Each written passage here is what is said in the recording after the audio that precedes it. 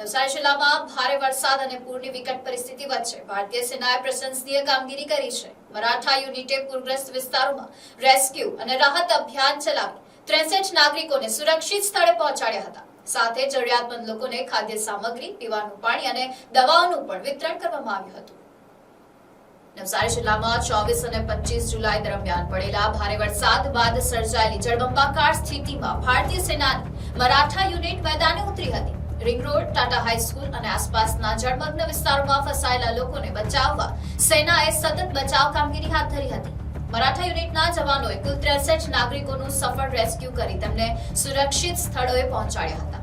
બચાવ કામગીરી દરમિયાન મહિલાઓ, બાળકો અને વૃદ્ધોને પ્રાથમિકતા આપીને સલામત સ્થળે ખસેડવામાં આવ્યા હતા।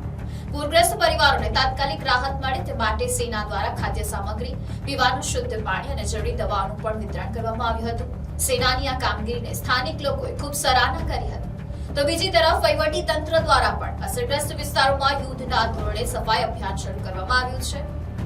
ઘરો અને રસ્તાઓ પર જમા થયેલા કાદવ અને કાટમાળને દૂર કરવાની કામગીરી ચાલી રહી છે।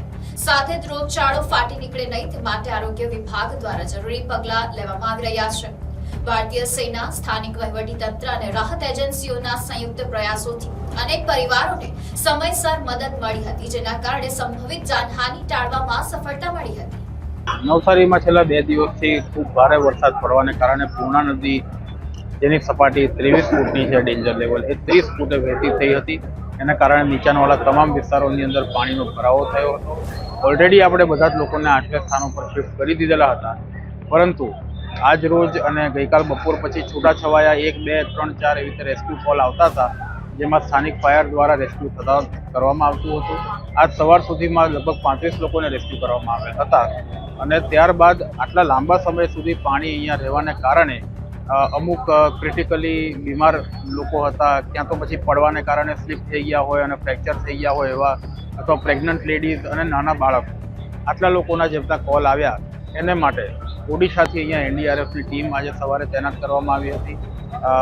આર્મીની મરાઠા રેજિમેન્ટની 2 કંપનીઓ અહીંયા તૈનાત કરવામાં આવી છે અને Gujarat State Fire and Emergency સર્વિસીસની બારડોલી અને મહેસાણા બંનેની પણ સ્થાનિક ટીમો અહીંયા તૈનાત કરવામાં આવી છે, જેમના દ્વારા અહીંયા વેરાવળ ખાતે, મિથિલા નગરી, બંદર રોડ અલગ અલગ જગ્યાએ રેસ્ક્યુ કાર્યો થઈ રહ્યા છે।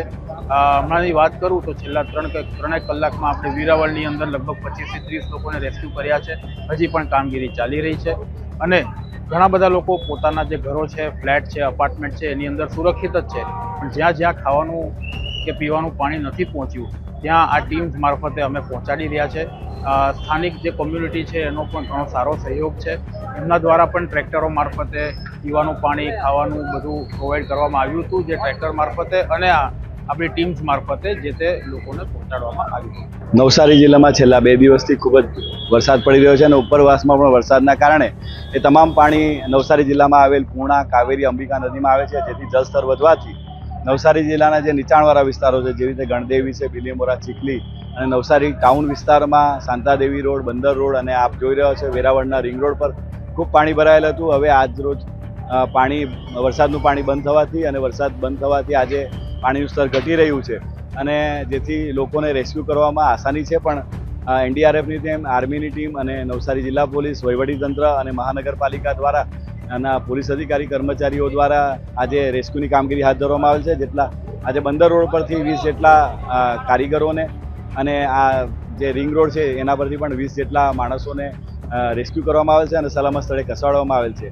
આ રિંગ રોડ પરથી એક ગર્ભવતી મહિલાનો કોલ આવ્યો હતો, એમનું લોકેશન અને નંબર મેળવીને એમને પણ રેસ્ક્યુ કરાવીને સિવિલ હોસ્પિટલમાં મોકલવામાં આવેલ છે અને જે હાલ હજુ ફસેલા છે લોકો એના માટે મહાનગરપાલિકાની બોટો, આર્મીની બોટો અને એનડીઆરએફની બોટોનો ઉપયોગ કરીને રાત પહેલાં જેટલા પણ વધુ લોકોને સ્થળાંતર કરીને સારી રીતે સલામત સ્થળે પહોંચાડી શકાય એની માટેની વ્યવસ્થા કરવામાં આવી રહેલ છે।